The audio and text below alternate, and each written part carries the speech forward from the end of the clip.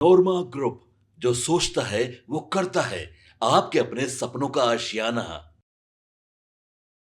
नमस्कार, भारत लाइव देख रहे हैं आप। देखिए, केंद्रीय गृह मंत्री अमित शाह 2 दिवसीय बिहार दौरे पर हैं और ये 2 दिवसीय अमित शाह का जो दौरा है, एक तो सरकारी कार्यक्रम भी है, लेकिन इसे सियासी और रणनीतिक तौर पर चुनाव से पहले एक बड़ा मास्टर स्ट्रोक माना जा रहा है। देखिए, कल जो देर रात एक बैठक चली, जिसमें केवल मुख्य भारतीय जनता पार्टी के जो बड़े चेहरे थे, जो डिसीजन मेकर थे, केवल वही अमित शाह के साथ बैठक किए थे। हालांकि एक बड़ी बैठक पहले भी हुई थी, तो उसमें जो नॉर्मल जो मंत्र थे, जो नॉर्मल इंस्ट्रक्शन थे, वो दिए गए। लेकिन जो कोर बैठक हुई अमित शाह की भारतीय जनता पार्टी के बड़े नेताओं के साथ, देखिए उसमें क्या कुछ हुआ, उसमें जो अपडेट्स निकल कर आए हैं वो हम आप तक पहुंचाने का प्रयास कर रहे हैं। देखिए, उस जो छोटी बैठक हो रही थी दिलीप जायसवाल के जो ऑफिस में था, जिसे वार रूम कहा जा रहा है, उसमें अमित शाह को पहले तो जो बिहार के तमाम नेता थे, ज़्यादातर सम्राट चौधरी उस पूरे मीटिंग में एक्शन मोड में दिखे और उसमें सम्राट चौधरी ने अमित शाह को ब्रीफ किया कि आखिर भारतीय जनता पार्टी की स्थिति क्या है, वर्तमान जो चुनावी स्थिति है भाजपा की, क्या रणनीति पर भाजपा काम करेगी तो आगे जाएगी। क्योंकि आपको मालूम है, सम्राट चौधरी ये व्यक्ति थे जिन्होंने प्रदेश अध्यक्ष रहते हुए भाजपा के संगठन को भी मजबूत किया और 1-to-1 जिला अध्यक्षों से भी और प्रखंड अध्यक्षों से भी, जो मंडल अध्यक्ष होते हैं, उनसे भी कहीं ना कहीं सम्राट चौधरी की 1-to-1 कनेक्टिविटी है। तो संगठन का पूरा जो बैकबोन होता है, जो एक समीक्षा होता है, वो उसकी ब्रीफिंग कहीं ना कहीं जो है सम्राट चौधरी ने अमित शाह को दी। अमित शाह को यह भी बताया गया कि क्या भारतीय जनता पार्टी अकेले चुनाव लड़ने के मूड में है, क्या भारतीय जनता पार्टी का कोई और अलग एंगल भी हो सकता है चुनाव में, क्या मुख्यमंत्री नीतीश कुमार अगर कुछ बड़ा फैसला लेते हैं, या फिर चिराग पासवान पर भी नजरें हैं, क्योंकि चिराग पासवान को अगर मन मुताबिक सीटें नहीं मिली तो भी वो बड़ा फैसला ले सकते हैं। तो वैसी स्थिति में भी क्या भारतीय जनता पार्टी के पास क्या एजेंडे हैं, क्या भारतीय जनता पार्टी के पास वैकल्पिक प्लान है, इसके लिए भी जो है, देखिए बिहार पूरी तरह से चुनावी मोड में चल रहा है। एनडीए और महागठबंधन में अपने अपने हिसाब से गोटियां सेट किया जा रहा है। बिहार कांग्रेस के लिए यंग टर्क कन्हैया कुमार पसीना बहा रहे हैं, तो दिल्ली से अमित शाह पटना पहुंच रहे हैं। सोशल मीडिया और न्यूज एजेंसियों के जरिए तेजस्वी यादव खबरों में बने रहने की कोशिश में जुटे हैं। मुख्यमंत्री नीतीश कुमार ने अपने अपकमिंग डेवलपमेंट प्रोजेक्ट पर फोकस बढ़ा दी है। इस बीच केंद्रीय गृह मंत्री अमित शाह का 2 दिवसीय बिहार पहुंचना और मुख्यमंत्री नीतीश कुमार सहित भाजपा के तमाम जो घटक दल हैं, एनडीए के तमाम जो घटक दल हैं, उनसे मुलाकात करना, यह कुछ तो कहता है। देखिए, भारतीय जनता पार्टी के पूर्व अध्यक्ष और पार्टी के प्रमुख रणनीतिकार माने जाने वाले अमित शाह पटना तो पहुंच गए हैं। बिहार बीजेपी अध्यक्ष दिलीप जायसवाल ने जैसा बताया था कि मुख्यमंत्री नीतीश कुमार से उनकी मुलाकात होने वाली है, तो ये मुलाकात भी तय हो गई है। लेकिन इस बैठक में क्या होगा? बिहार में पहली बार अमित शाह एनडीए के नेताओं के साथ सीएम नीतीश कुमार के आवास पर एक बैठक करने वाले हैं। इस मीटिंग में बीजेपी के साथ साथ जदयू, लोजपा, हम और अन्य सहयोगी दलों के नेताओं की मौजूदगी रहेगी। चुनाव जीतने की रणनीति पर मीटिंग फोकस रखा गया है। बिहार की सभी विधानसभा सीटों का विश्लेषण भी इसमें शामिल है।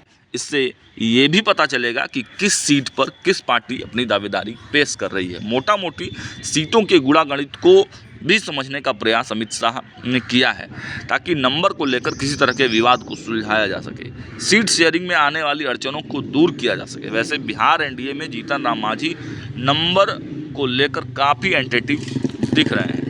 देखिए, कल जिस प्रकार से देर रात तक अमित शाह ने भारतीय जनता पार्टी के बड़े नेताओं के साथ गुप्त बैठक की, इसमें जो हमारे पास इनपुट निकल कर आया कि जो आज सीट शेयरिंग के लिए एनडीए घटक दलों के साथ जो बैठक होनी है, उसमें अपना प्रेजेंटेशन कैसे दे पाए। अमित शाह बिहार के उन चीज़ों को, चूंकि केंद्रीय गृह मंत्री हैं, बाकी राज्यों के बारे में भी उनका ध्यान रहता है, तो बिहार को लेकर वो पूरी तरह से एक्टिव तो हैं, लेकिन बिहार की समझ, बिहार के सीटों की समझ, बिहार के जोग्राफिकल जो स्ट्रेटेजी है, उसको कहीं ना कहीं सम्राट चौधरी ने अमित शाह को ब्रीफ किया है। और आज का जो बैठक होने वाला है मुख्यमंत्री नीतीश कुमार और तमाम एनडीए घटक दलों की, तो उसमें कहीं ना कहीं अमित शाह पीछे ना हो जाए। मतलब सीटों का जब बातचीत चले, जब चर्चा चले, सीटों को लेकर घटक दलों में नंबर बोले जाएं, तो एक तरह से यह भी प्लान है कि जो सीटों का नंबर प्लान है वो अमित शाह के तरफ से ही घोषणा किया जाए, मुख्यमंत्री नीतीश कुमार उस पर अपनी सहमति व्यक्त करें।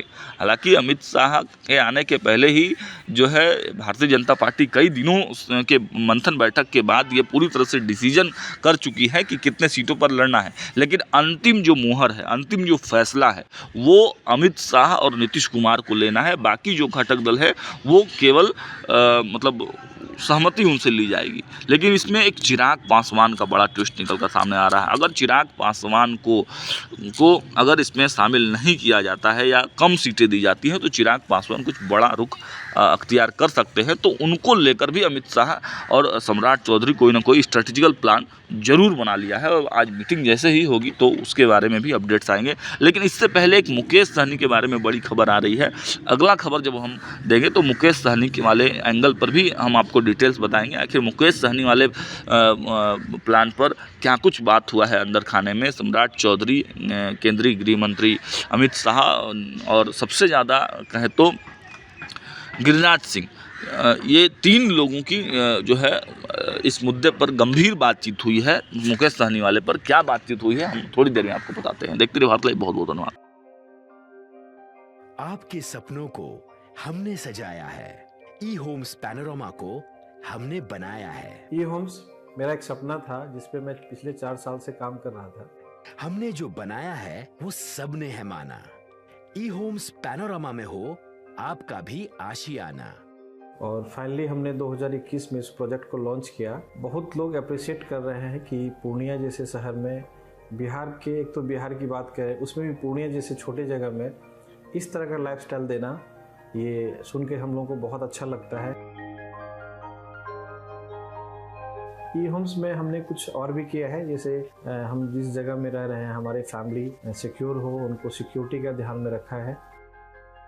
आपकी सुविधा और सुरक्षा आपके लिए खास है, ये आपका विश्वास है। इसमें आर्टिफिशियल इंटेलिजेंस का 7 लेयर सिक्योरिटी का हमने इस्तेमाल किया है। लस ग्रीन कैंपस को बनाया है। यदि हमारा बाउंड्री वाल है तो वो वर्टिकल गार्डन है। ये जितनी भी फैसिलिटी होता है एक इंटरनेशनल टाउनशिप में ई होम्स है, ये हम लोग विश्वास नहीं कर पा रहे हैं। जो भी हमारे मित्र, दोस्त या जो भी हमारे बाहर के बाहर आते हैं तो हम लोगों को बहुत अच्छा सुनने को मिलता है और बहुत अच्छा क्रेडिट मिल रहा है। वो सारा हमने सिर्फ एक बिल्डिंग नहीं बनाया, हमें एक बहुत अच्छा लाइफस्टाइल दिया ई होम्स में, और मेरा एक सपना था जिसको मैं आज फुलफिल होते हुए देख पा रहा हूँ। ये आपका आवास है। ई होम्स पैनोरामा में अब आपका निवास है। E Homes Panorama, luxurious lifestyle redefined. Panorama group, जो सोचता है वो करता है। अगर ये वीडियो पसंद आई और वह बिहार के राजनीति और बिहारियत से सरोकार रखेनी तो सब्सक्राइब बटन दबा के चैनल के सब्सक्राइब कर ली। ओजे एगो घंटी बा, ओकरा बटन दबा देला से कुल सटीक और मारक खबर रुआ मुफ्त में मिल जाई। अगर रुआ पत्रकारिता के हमनी के नया प्रयोग में सहयोग कर चाहतानी तो ज्वाइन बटन दबा दी। पेटीएम नंबर नोट कर ली 9386 816